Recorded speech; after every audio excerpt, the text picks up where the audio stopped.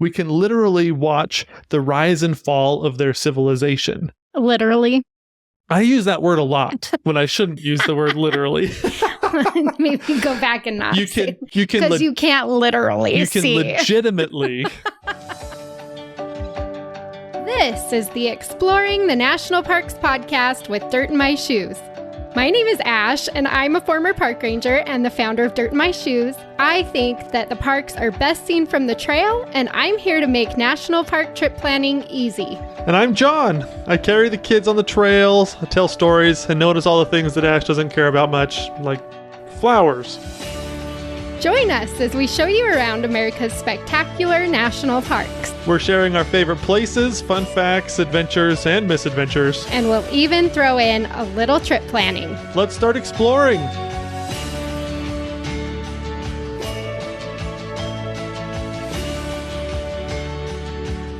So I owe you an apology, John, and I'd like to formally say it over the air. I'm sorry. Let me pull out my list of grievances. This is for one specific thing. Yeah, what is this about? So when we were recording the Exploring Mesa Verde episode, I was questioning like everything that you were saying. You kept saying things and I was like, I don't think that's true. I don't think that's true. And so we'd have to stop and re-record that part without what John was saying. And turns out we fact-checked ourselves after. And turns out he was right on all three things that I questioned him on. So. Yeah, that's right. I do maintain, I do keep in my head and notice certain things that, maybe Ash misses sometimes. So the moral of the story is that I don't know as much about Mesa Verde as I thought I did. Because he kept saying things and I was like, no, really? I don't think so. And I was wrong. So I'm sorry. And also, I'm assuming that you're going to talk about those things in our Fun Facts episode today. So never fear. You'll still get the information that he tried to share, but it's going to be in this episode instead of the last one. Yes, this is great. I want to chase this feeling. I like this. I don't say I'm sorry very often because I'm rarely wrong. This is very true. Just kidding. And I appreciate you and I accept your apology. Now kiss the ring. Go ahead. Oh my gosh. So I'm really excited actually because Mesa Verde is one of my favorite places to visit. And as I mentioned, apparently I don't know as much as I thought I did. Well, let's clarify this a little bit because the things that I tend to be right about are very obscure details. Yeah, it's true. It's true, but like I pay attention to obscure details like that most of the time. Yeah, but we pay attention to different kinds of obscure details. You pay attention to obscure details that will help improve people's trips. I pay attention to obscure details that allow me to nudge somebody in the ribs and be like, guess what? Did you know that Aragorn actually broke his toe when he kicked that thing? I actually knew that. Not Aragorn, Vigo. Right, exactly. Vigo broke his toe.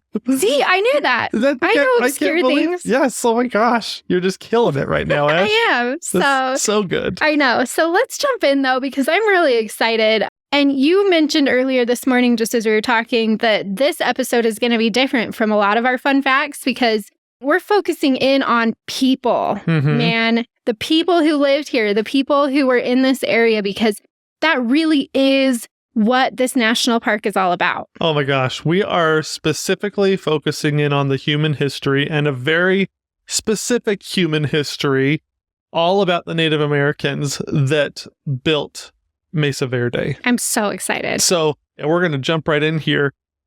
This place, it's such a unique treasure in America. And I can't think of another Native American site in North America that you can just say its name and boom, everybody knows what you're talking about and everybody has like a similar emotional reaction.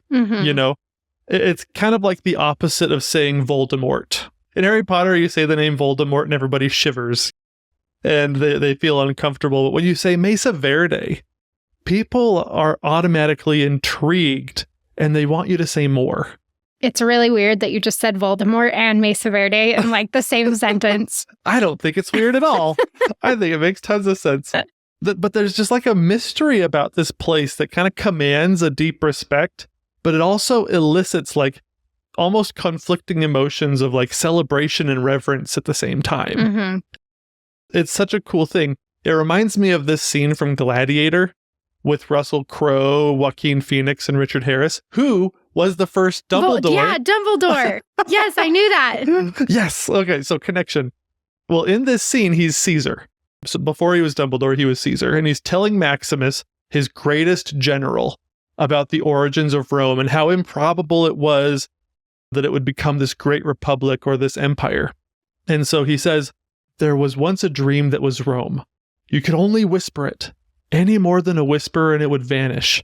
It was so fragile. Well, honestly, that's Mesa Verde. There once was a dream that was Mesa Verde. You could only whisper it. Anything more than a whisper and it would vanish. It was so fragile. And I think when we talk about Rome here in America, we're so far removed that we talk about it somewhat casually. Here in America, when we talk about Mesa Verde, at least as Americans, I feel like we almost talk about it in like a whisper. It's such a fragile thing, and it represents something that we're so proud of, even if we're not Native Americans. Like you've talked about your mom in the last episode. She just loves Native American sites and things like that.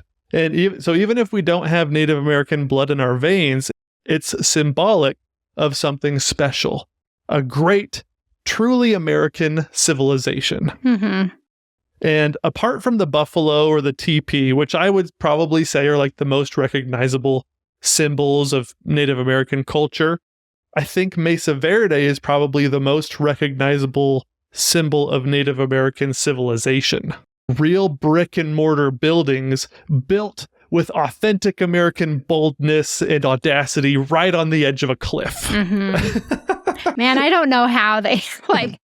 You've got to have some balls to choose that spot. Let's just say that. Yeah, it's hundreds of years of the original hold my beer type of a moment. I got this. You got to rock climb just to get breakfast. Gosh. Yeah. And you get to experience that when you're in Mesa Verde with some of these tours. Right. Especially, I mentioned the balcony house tour being my favorite because that is like the hold my beer moment where it's like, hold my beer. I'm going to climb this 30-foot ladder that's bolted into the cliff. And it's really cool. It's so cool. It's so neat. And everything is constructed in such an enduring way, you know, so that we can go see it today and we can climb down the ladder and we can explore everything. But honestly, personally, I think that a lot of the cliff dwellings, after having gone through and kind of prepared for today's Fun Facts episode, I'm like, the names of these places are just ridiculous. Oh, really? Oh, yeah. I'm just like so bugged. I'm like, long house, balcony house, spruce. Can we not do anything better than this? I'm like, seriously, if we stick with the comparison to Rome, it's like these houses that we call them are like the Pantheon or the Trevi Fountain or like the Spanish Steps of Native American civilization. They have the Colosseum and we have balcony house. I know. It's just so interesting. And these are like the treasured icons of the ancestral Puebloan people. Mm-hmm. And I don't know. I feel like there's only two places in Mesa Verde that actually have adequate names. Oh, really? And that would be the Sun Temple, of course, and Cliff Palace. Mm-hmm. Those ones have proper names, and they're just so great. And in case you're listening and you're wondering if I'm overselling this, I'm not. It's so cool, because let's jump into Mesa Verde's first fun fact. The fun fact number 1 is that there are over 600 cliff dwellings within Mesa Verde National Park. Dude, I knew that. I mean, I didn't know the exact number, but I knew like it is an astronomical number of cliff dwellings in this tiny park. Oh my gosh. And when you're driving the roads, you're seeing, I don't know, what, 5%? Oh, if that. Yeah. It feels like you barely scratched the surface. Yeah. Because overall, and those are just cliff dwellings.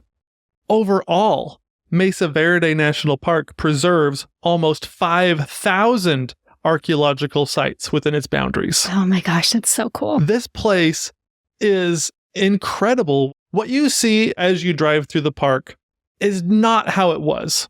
Yeah. Not even close. Like, one of the things that I was corrected on was the amount of people that actually lived on the top of the mesa. I know, because you said like tens of thousands, I think is what you said. I did say tens of thousands. And I was like, no, not like tens of thousands is probably too much. Probably just say thousands. Yeah. The numbers can vary depending on the source. Some sources say several thousand, and others I've seen go as high as like the mid-20s. Okay. And so we were both right. We were both right, depending on whether or not you use fake news. I'm just more conservative in my guesses, I think. Exactly. But even those 5,000 archaeological sites and the 600 cliff dwellings, those are just the ones that we know about. Mm-hmm. In the 90s and 2000s, there were a bunch of wildfires, and the wildfires burned almost half the park, and they cleared tons of trees and brush and cactuses and everything like that. And after all this burning was done, like the archaeologists went through, they wanted to kind of check on everything after it all burned. Well, they went through and they discovered tons of stuff that they'd never seen before. Because it was all hidden under the brush. It was all hidden under the brush. Tons unexcavated homes and villages on the top of the mesa that they'd never seen before. That just has to be like an archaeologist's dream. Can you imagine like being all worried about the sites you do know about and then getting in there and being like, mind blown. Like there's so much more here that we didn't even realize was here. Exactly. That'd be amazing. Oh my gosh. Yeah. So today when you drive through Mesa Verde, you mostly just see the trees and the bushes and the cacti and the yucca, especially on the park roads. Mm-hmm. It's not until you get to the end of the road. You know, occasionally you'll see a pit house or an excavated village like at the Farview sites and stuff like that. But most of the good stuff is at the end of the road where you see the cliff dwellings. And that's where you can really see, okay, people lived here. Mm-hmm. But that's not the true Mesa Verde. The fires kind of provide a great metaphor for how I think we should kind of approach visiting Mesa Verde. As you drive, try to kind of clear away the top layer mentally to get rid of the dust that accumulated over hundreds of years, and you'll really be able to see this place. And as you move through the park, you'll be able to see footprints. Not real footprints. Real footprints. You might see some people's footprints, yes, but they're not from 10,000 years ago or anything. You'll see some Jordan's footprints, Chaco. My Chaco footprints. Exactly. But you'll see clues to who these people were and how they lived. And as you clear away the debris, you won't just see an archaeological site.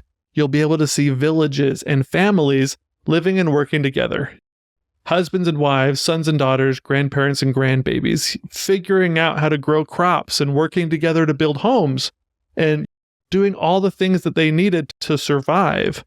And so something that I think is so cool about Mesa Verde that a lot of people don't realize is that the ancestral Puebloan people lived in Mesa Verde for over 700 years. Mm-hmm. It's a massive amount of time. It's almost as if you can watch the rise and fall of their civilization. You probably don't even want to put it that way because that's not even really what happened. You can watch the arrival, their progression, and then their departure. Mm-hmm. And because they're not really gone. And that's fun fact number 2. Fun fact number 2 is that there are 26 tribes that have special ties to Mesa Verde. Here's the thing.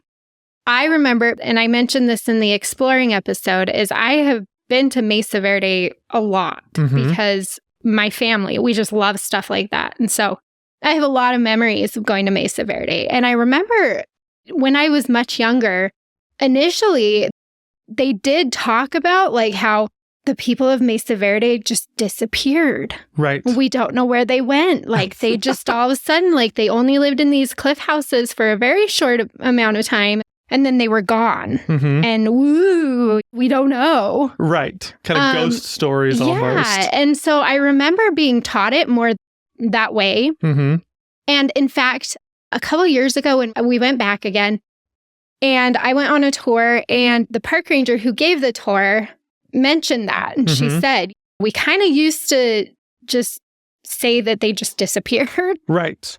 And people still ask that question, like, where did they go? And their answer nowadays is so much better than it ever was before. Well, it's because you got all the native people around in Arizona and New Mexico. They're like, we're right here. I know. They're like, these people didn't just disappear. They just moved on, which was very normal for Native American civilizations because they had to go where the resources were Right. to survive. And that there's some tribes that were very nomadic that way. There were others who tried to find their spot and stay a little bit longer. But to move on is a very normal thing. Right. So anyway, I just thought it was really interesting because that was something that I was kind of always had in my mind, was that these people just disappeared. And then this same park ranger, she's like, well, a lot of them probably went to like Chaco Canyon. And I was like, what's Chaco Canyon? How have I never heard of Chaco Canyon? And she was like, oh, it's even bigger than Mesa Verde. And it was like the trading hub. This is where everybody came in the area to trade and stuff. And it has huge buildings and all sorts of stuff. And then after that, it was just like, why have I not been there? Like, what? Right. I didn't know that existed either. And so I think it is really important to think of it as a progression and not a disappearance. Right. I guess. Exactly. These 26 tribes, they stretch all through Utah, Colorado, Arizona, and New Mexico, even all the way down to Texas. A lot of these Native American people can trace their roots back to Mesa Verde. It's so much a better way to think about what went on here. But we will ask some of those questions a little bit as we go through some of these fun facts. And we'll touch on a lot of what you just mentioned because there's a lot of Easter eggs in what you just said. Yeah. So we'll get there.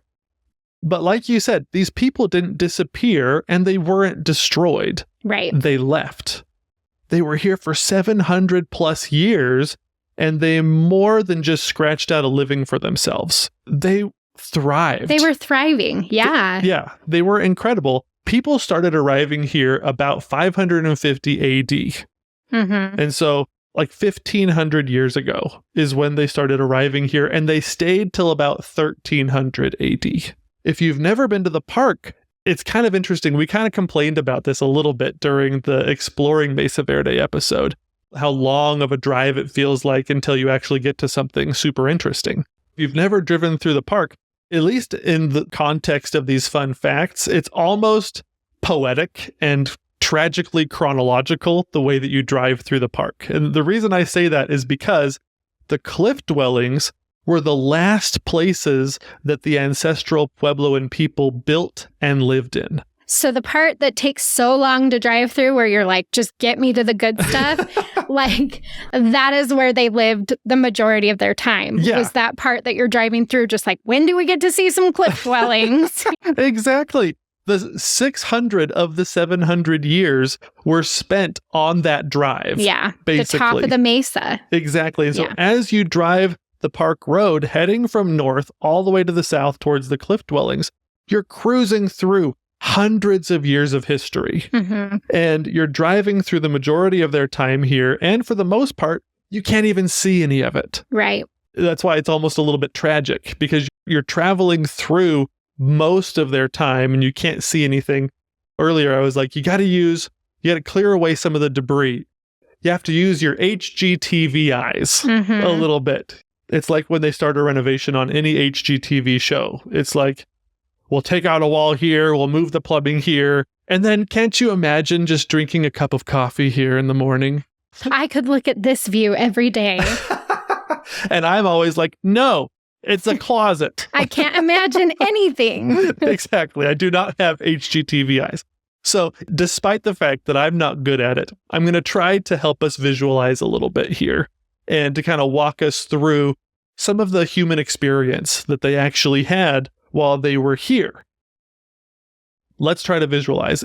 So if you're looking at the park map or if you're driving the park road, really we're going to start this visualizing probably starting around the far view sites because that's kind of the first village, the first really stop that you can see where they actually lived. And here's the thing, you stop at far view sites, you will probably feel disappointed if you don't have this information because it is a lot of these sites on top of the mesa are very underwhelming now, especially knowing what's waiting for you in the cliffs. Right. So just keep in mind, like, that's why we love to do these episodes, actually, because then when you get to Mesa Verde and you're like, you see the sign for Farview and you're like, oh, I remember They talked about this. And then when you go see the pile of rocks that is Farview, it makes more sense to you of what you're looking at. Exactly. And you can kind of appreciate it because the Farview sites, they were a totally different time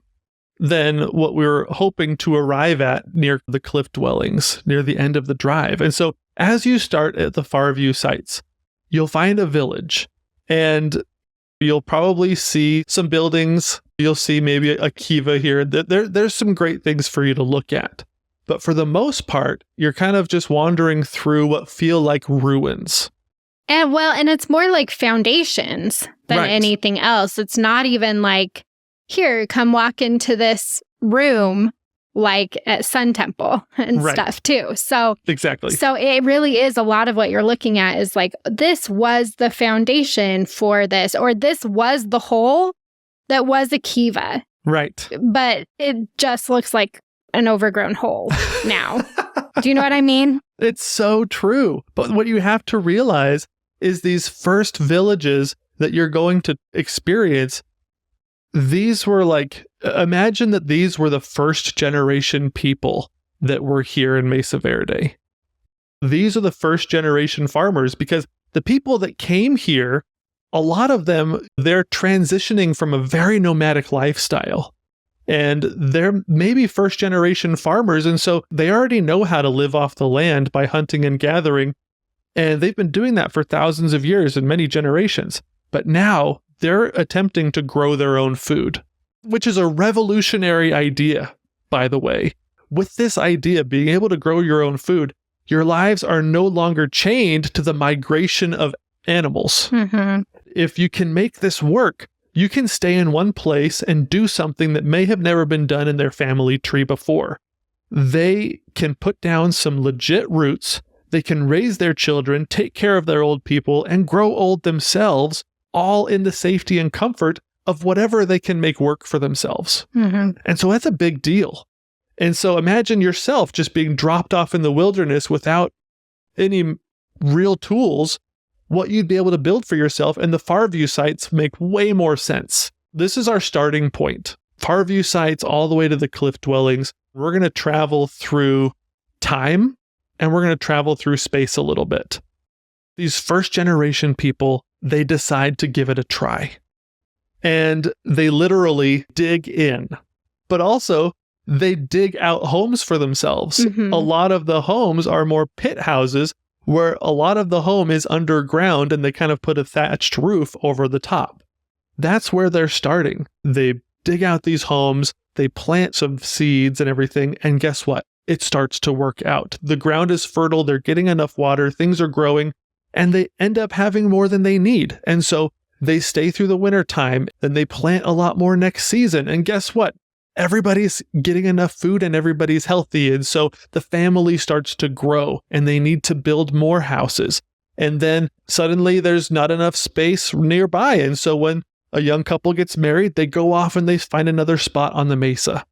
And so then we have communities popping up all over the place, and people are healthy and people are succeeding and thriving, and community after community is expanding and growing. And so as you're driving from the Farview sites towards the cliff dwellings at the end of the road, realize you're driving through the development and the progression of this society and this civilization. They're growing and expanding, and the new generation is taking on all this new information. Not only are they accepting it, but they're improving upon it. And so things are getting better, and their houses, suddenly things start to change. And if you want to see their pit houses, you can see examples of that on the Mesa Top. Right. It's the Mesa Top Loop, right? Or that you can drive through there and you can see pit houses, little villages. And so that's a really good place to do that if you want to see. I mean, they don't have their thatched roofs anymore, but you can see some informational plaques and stuff there that will kind of explain to you what those look like more than what you can actually see with your eyes. Right. So as time passed, their society changed and a lot of things got better, but then some things actually got worse because new technologies popped up. They realized, okay, Grandpa, the first generation, he was a hunter. he used his spear and he had an atlatl, and that's what he hunted with. Grandma, his wife, she was a pro at making baskets. Like baskets so good you could carry water in them. They were amazing at what they were doing, and they probably had some hunting dogs to go along with them. Well, as they became more localized and they hung out, they developed the bow and arrow. And so you didn't need the atlatl anymore. And instead of needing all these baskets, they developed pottery. And they also realized that, hey, we're here all the time. These turkeys, they're hanging out a lot. And so we can farm turkeys too. And so there were a lot of things that changed, and the new generations kept improving upon things, and everything was growing. And as you're driving, imagine yourself passing hundreds of villages and thousands of little homes on the side of the road as you drive. All of this new ideas and families working together and kind of building a cohesive culture. Now, we don't know how everything worked, but if you can take a breath for a moment while you're driving through Mesa Verde, the reason we're trying to visualize all of this is because we're trying to humanize what you're seeing. By traveling through the lived experiences of the people living here, you can watch the civilization on Mesa Verde grow and develop, so that when you reach the end of the road and you see the cliff dwellings, not only will you appreciate them as marvels of Native American architecture, but you'll also see them as a legacy or a heritage, maybe even an inheritance for the Native American people. Mm-hmm. Which brings us to fun fact number 3. Up until this point, you've been visualizing yourself driving through relatively small villages. As time moved forward, ceremonial spaces like kivas became part of the culture and grew larger to accommodate groups and small communities. Houses changed and grew, and each village would have multiple kivas. Everything seemed to be thriving, and as you pull into your destination at the end of the park road, now, for the last time, visualize and realize that you are arriving at the culmination of hundreds of years of momentum. Generational momentum of passing things down from parent to child, improving what was given to you and then passing it on to your own kids. Working and trading with others, building bigger and better with each generation. Until you arrive, you park in the parking lot and you walk to the overlook, and odds are your first stop is going to be fun fact number 3, which is Cliff Palace. I love Cliff Palace so much. Out of the over 600 cliff dwellings within the boundaries of the park, 75% of them only have between 1 and 5 rooms. Mm. And many are just single storage units, basically, for food. But Cliff Palace is something else. It truly lives up to its name, and it is the perfect culmination of everything this society has been working towards. Fun fact number 3 is that Cliff Palace is the largest cliff dwelling at Mesa Verde National Park, with 150 rooms and 23 kivas. Dude, like, it seriously is mind-blowing that something of that stature and that size is standing. Yeah. Still. Yeah. Knowing that, like what you said, most of the cliff dwellings that are in Mesa Verde are very small. And then you get to this one and it's just like, where did this come from? Yeah. Well, because unless you're doing this visualizing process, you're not seeing anything but trees and bushes. And then all of a sudden, boom, the culmination, everything that comes together. And then you just see just the greatest works of art, basically, right there. And so not only is this the largest cliff dwelling in Mesa Verde, it's the largest in North America. It's just insane. There's a reason why it's the flagship cliff dwelling at Mesa Verde, and it's on all the t-shirts and postcards and stuff, because it literally will blow your mind. The pictures don't do it justice either. And I mean, I know, and we talked about this in Exploring too, but the tour of Cliff Palace, it will take you kind of up in there a little bit, but you're not really exploring the cliff dwelling or anything. And I know why they do that. It's because everybody wants to see this one. And it's the biggest one in North America. I mean, that's a big deal. Yeah. And so we don't want people like climbing all over everything and touching it with their oily fingers. And, like you do have to be really, really careful with this because it does have such cultural significance in so many ways. Oh, yeah. To so many people. Yeah. And honestly, its location couldn't be more epic either. Yeah. It's built back into this incredible little alcove underneath a giant sandstone ceiling at the edge of a picturesque canyon. Yeah. And as you're standing there, can you imagine a better legacy to leave for your descendants? I mean, listen, my grandparents left me some treasured items and a zillion wonderful memories, but a palace? Come on. I know. You have what, like we got black powder rifles. We got black from powder one rifles. Grandparent. That's pretty good. Yep, a bunch of belt buckles. Yeah. And some knickknacks and things like that. But it's probably, not a palace, that's for sure. It's probably good that the NPS is in charge of it, because if a palace was up for grabs, I'm sure I could find a way to prove I'm 1/16th Mesa Verde Ancestral Puebloan or something like that. I was going to say, when you're talking about not having Native American blood running through my veins, I was like, I actually think I do. But it is like very, very small amount, so I'm not sure it counts. Nice. But, I might have some. We maybe. can figure it out. I know. I need to go look at my DNA test again. Oh, man. But at the end of the road, it's not even just Cliff Palace, though. You have all these other amazing things that I made fun of their names earlier. You've got the balcony house, spruce tree house, step house, square tower house, and the sun temple. You have all of these crazy, amazing structures that are incredibly beautiful, and they're all part of the culmination of this amazing civilization. Now that we're here, though, and we've gone through this intense visualizing activity, I know we have some burning questions like, why did they build these here? And after so much effort and so many generations of work, how could they just leave? When you're standing there, it's hard to imagine why anyone would ever leave this.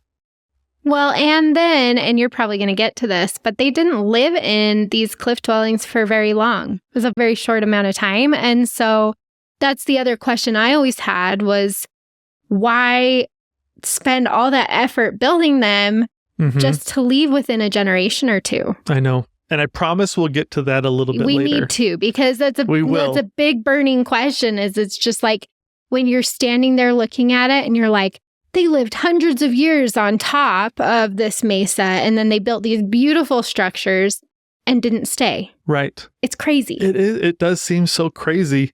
But the reason that we can't go into it yet is because I have to do something that I've never done on any of the Exploring the National Parks podcast's Fun Facts episodes. Oh my gosh, what?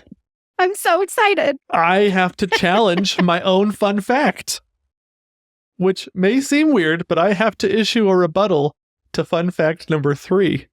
Okay.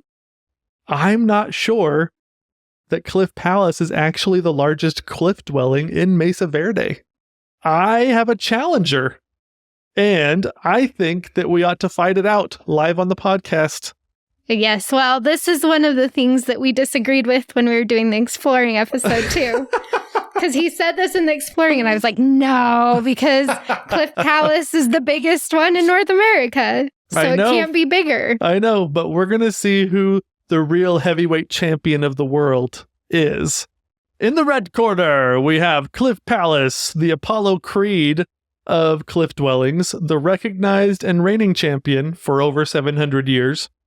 In the blue corner, I give you Longhouse, which needs a better name. I do agree with that. The Rocky Balboa of this matchup and a real underdog.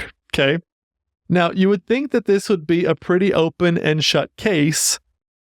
Count the rooms, measure the size, and boom, we have a clear champion. But that's not the situation that we find ourselves in. It's a combination of 3 things that we're measuring here: rooms, kivas, and people. Okay. Now, I think that the NPS has been celebrating Cliff Palace for so long that they would rather keep things as they are. Plus, they don't want to come out and be like, actually, there's a bigger one, because then what are people going to do? They're going to all flock to Longhouse. Nope, we got to keep this one quiet. Exactly. Plus, it's a lot better marketing, Cliff Palace versus Longhouse. The names are pretty ridiculous. So I think they're being intentionally vague in order to support Cliff Palace as the continued champion for exactly all of these reasons. But I think the people deserve to know the truth. Yes, we are here to expose the NPS. Let me read to you what the NPS has on their website. And Ash, instead of arguing and debating, I will submit to you, why don't you just be the Judge Judy for a minute, and I will respect your decision. I'm really good at judging things. People, places. Exactly. You'll do great. Okay. Regarding Cliff Palace, this is what the NPS writes. Recent studies reveal that Cliff Palace contained 150 rooms and 23 kivas, and housed a population of approximately 100 people. Okay. Regarding Longhouse, this is what the NPS writes. Longhouse is nearly equal in size to Cliff Palace, with about 150 rooms and 21 kivas. Okay. Pretty easy so far. 2 less kivas and about 150, which sounds like, I feel like they should have been able to get an exact count. Right. Because that's literally what they do. So pretty easy so far, but this is where it gets interesting. So I'll read it again. Longhouse is nearly equal in size to Cliff Palace, with about 150 rooms, 21 kivas, and a row of upper storage rooms. It may have been home to 150 to 175 people. Oh my gosh. And also, why are they not counting the row of storage rooms? Because that counts as rooms. Exactly. That is so crazy. Yeah. Because Longhouse for the win. I do think sometimes when you go to these sites, not all of them were used for like housing people. Some of them were more as gathering spaces and more of like a, hey, let's all get together and like show what we've been working on this week and trade with other people. And having the kivas there, they're obviously gathering for ceremonies and sacred things that they do in those. More public spaces and cultural ceremonies and stuff like that. And so maybe Cliff Palace was more like that, where it was more of like a gathering space and not so many people actually lived there all the time. Right. To me, it sounds like Longhouse was like it was an actual village. It wasn't just like a gathering space, like everybody lived there. Right. And functioned there and worked there and like they all hung out right there. Right. It wasn't necessarily a here's our hub, but we all live somewhere else, like some of these other places. Yeah. You know what? And I've made fun of you for saying how much you love Longhouse because he put the Longhouse Trail in his like top 10 trails in the national parks, which I was like, no, like the trail is not interesting. The end is, though. This is the moment, people. This is the moment. Here it comes. I think that Longhouse is probably the coolest cliff dwelling in Mesa Verde. Yes. So I would have to agree with you. Yes. If you're lucky enough to be able to go out to Longhouse, because you've got to get tour tickets. Again, all of these need tour tickets. Right. And you have to be able to hike because you start much further away from where the cliff dwelling is. You have to hike out to it. This tour is awesome, though, because where it's different from Cliff Palace is that they actually let you climb the ladders and look in the rooms and stuff. It's a much different experience. Right. Than Cliff Palace is, too. It's not as picturesque, though. It's not. So I think I am okay with the NPS saying Cliff Palace is the one, you know? Right. And let's just keep hush-hush on Longhouse. And just know that if you can, definitely tour Longhouse. Yes, I agree. It has not been accessible for the past couple years because they're fixing the road out there and stuff, and they're fixing the parking area. But if you're lucky enough to go when it's open, that tour is phenomenal. Yes. We loved that whole experience going out there and seeing it and really immersing ourselves in a cliff dwelling of that size. Mm-hmm. Oh, yeah. Thank you, Judge Judy. There's my rant. I think I agree with you. I think that they are saying that Cliff Palace is the head honcho, but there might be another one that was a little bit bigger and more important during that time. I think so. You could just call it Long Castle or something like that. I know it does need a different name. It's so underwhelming. It's so cool. So I'm glad. I'm so glad that my challenge went as I had hoped that it would. You heard it here. Yes, exactly. We're slightly conspiracy theorists. Slightly. But I do think the NPS probably is not coming out and saying actually Longhouse is better. Mm-hmm. Because we don't want 1 million people in there. They'd have to change so many things. They would. It wouldn't be sustainable at this point. They have Cliff Palace all set up for what it needs to be. Right. So I'm okay with continuing to say Cliff Palace is what it is. But as long as everybody listening and you and I, as long as we all know. We're all part of the club. Yes. The conspiracy club. We're the Longhouse Illuminati. I'm pretty excited about that. Long Castle Illuminati. That's right. We need a special tattoo or something. Yeah, that's our code word. Castle. Yes. Not house. Oh my gosh. But Long Castle is incredible. Cliff Palace is incredible. Now, I absolutely love both of these cliff dwellings. Both of them are deserving of the title because they're both so cool. But now that we've reached the culmination of ancestral Puebloan society and civilization, I'm not ready to leave it quite yet. And on the contrary, I actually want to double click on it for a minute and maximize what we're looking at. Okay. And that will take us to fun fact number 4. Standing here on the edge of an overlook, if that's where you're at, or taking a tour through one of these cliff dwellings, it's easy to appreciate the buildings and the structures that they left us. But fun fact number 4 takes us inside those buildings to the things they left behind inside the cliff dwellings, because they give us some really amazing clues into their lives and the civilization. We got to go dig through their garbage. That's right. Fun fact number 4 is that inside the cliff dwellings at Mesa Verde, archaeologists have found shells from the Gulf of California, macaw feathers from Central America, turquoise from New Mexico, and copper bells from Mexico. That is so cool. So what that means is that these people did not live in isolation. Right.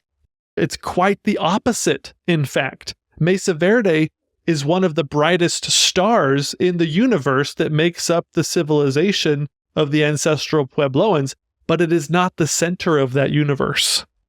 Which I mentioned earlier in my Easter egg rant. Yes, you did. In fact, you can see the reach of this civilization by just looking at the trade goods found in their homes. Items from Central America, the California Gulf Coast, New Mexico. In this place that you mentioned, Chaco Canyon, they even found evidence of chocolate that they think came from the Mayans. That is so cool. And so the ancestral Puebloans, they built this vast network of trade routes through the Southwest, and they built roads to make travel and trade easier between all the different points that they were trying to get to. And some archaeologists even believe that they built towers and cliff dwellings in certain locations in order to facilitate communication between communities, all by line of sight. Yeah, the signaling that we mentioned in the past episode, the Lord of the Rings. Yes. Light the fire on top of the mountain. Yep. Gondor calls for aid. Ancestral Puebloans, they think, did that. Yeah. Connecting their communities to their main hub of Chaco Canyon. Right. Which is in New Mexico. It's not that far from Mesa Verde. And that whole area around there just has so many different sites that you can see. I mean, it really is crazy. Yeah. It's amazing. And these people were smart. This was an advanced society. We keep mentioning Chaco Canyon. We're not going to spend too much time there because we could spend so much time there. And I bet eventually we'll probably do its own episode. Because it's called Chaco Culture National Historic Site. It's run by the NPS as well. Right. And so if you get the chance to go there, definitely do. But that's what we're referring to when we say Chaco Canyon. Right. But obviously this is about Mesa Verde. So we're talking Mesa Verde today. But it is hard to they're both interconnected. It's so hard to separate the two. Yeah. Because the height of Chaco Canyon and in terms of like the progress or like...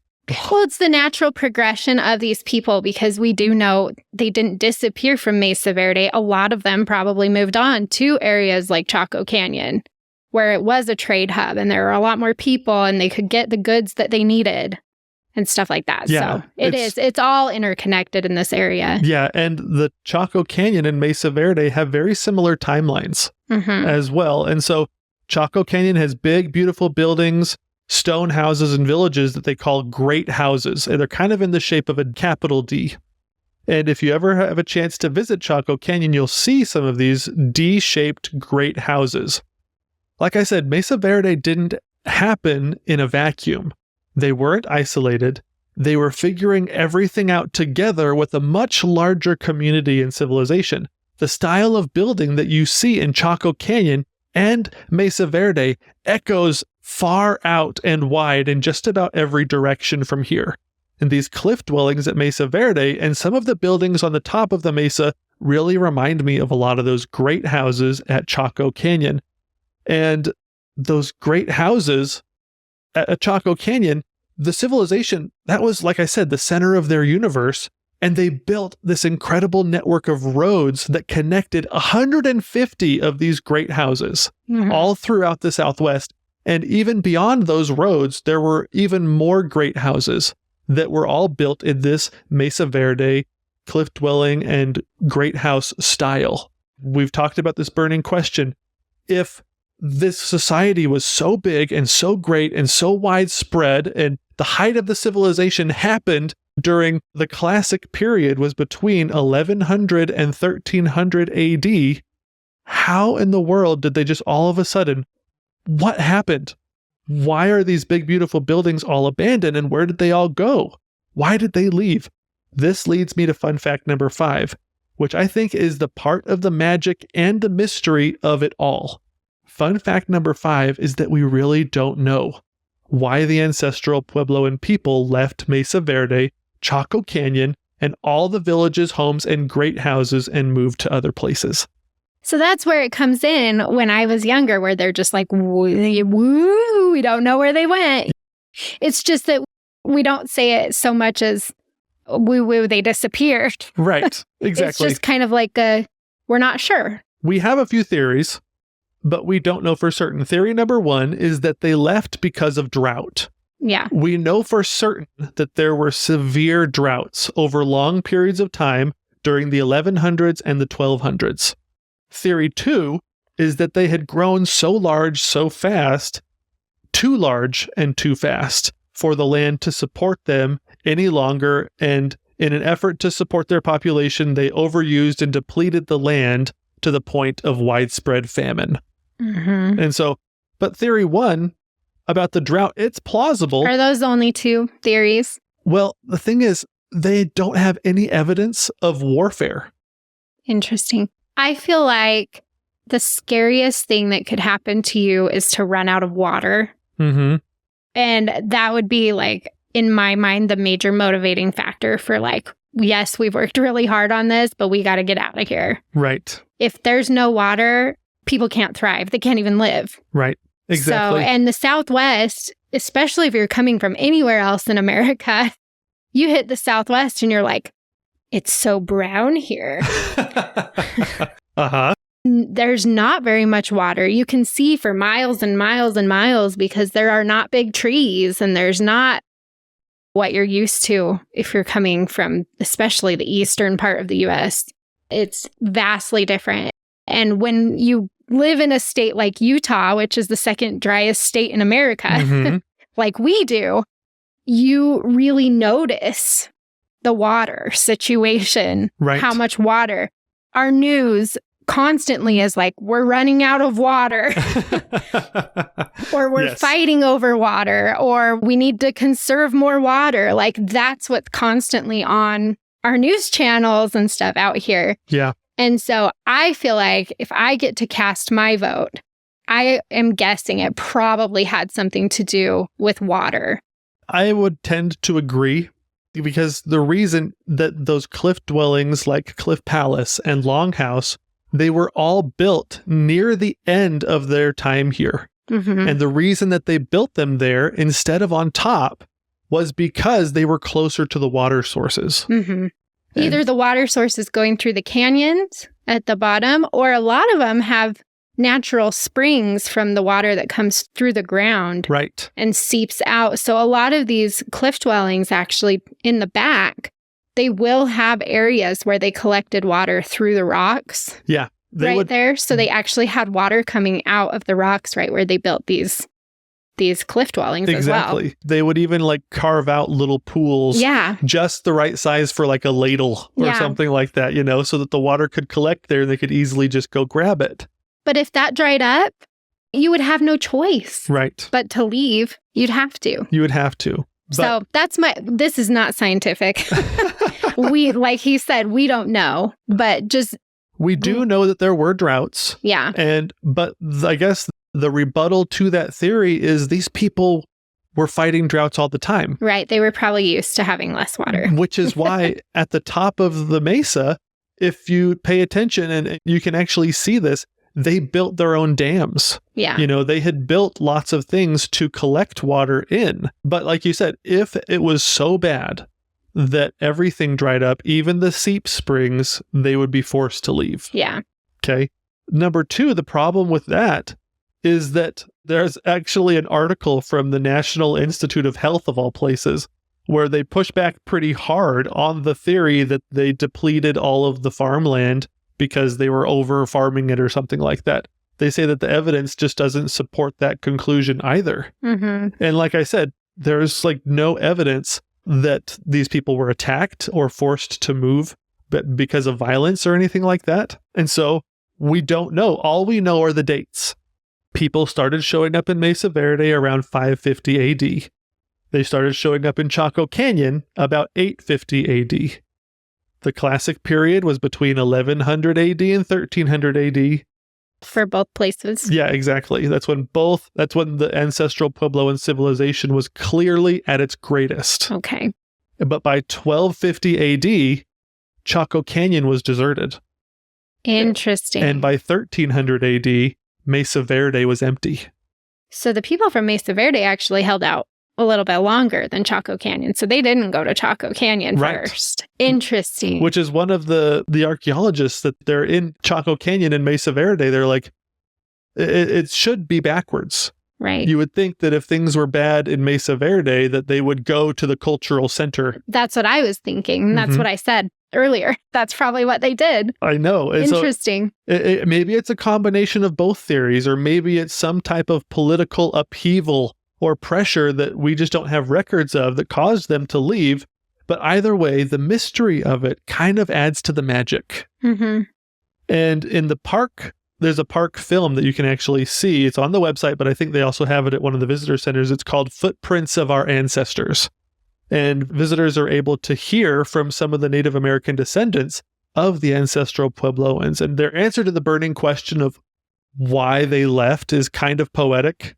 It doesn't answer the question, so it's kind of a bummer.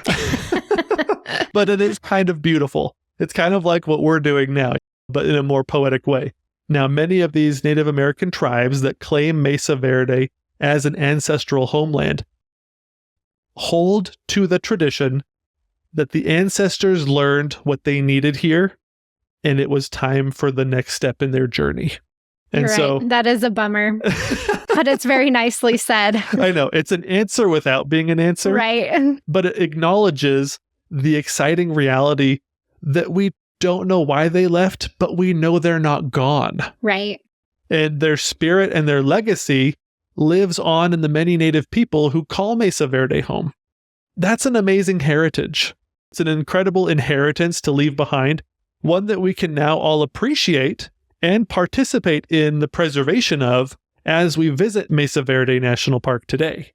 And so hopefully these fun facts and going through the human story a little bit, the human experience that we explored today will help you cherish this amazing place as you visit it yourself and you explore it with your own family and friends. So your task today is we are going back to when I was Judge Judy. And we want to know if you agree with me and John. Yes. Do you think Longhouse is actually the largest cliff dwelling in North America? Or do you stand by the NPS and vote for Cliff Palace? If you have information that I did not present, feel free to make your case. Yes, but go cast your vote over on the Dirt in My Shoes Instagram or Facebook page. Let us know what you thought of the episode and which dwelling you want to vote for. We would love to hear your input. We would also really love it if you are enjoying the podcast. If you wouldn't mind giving us a 5-star review, we would super appreciate that. And if you get a chance, go get some dirt in your shoes.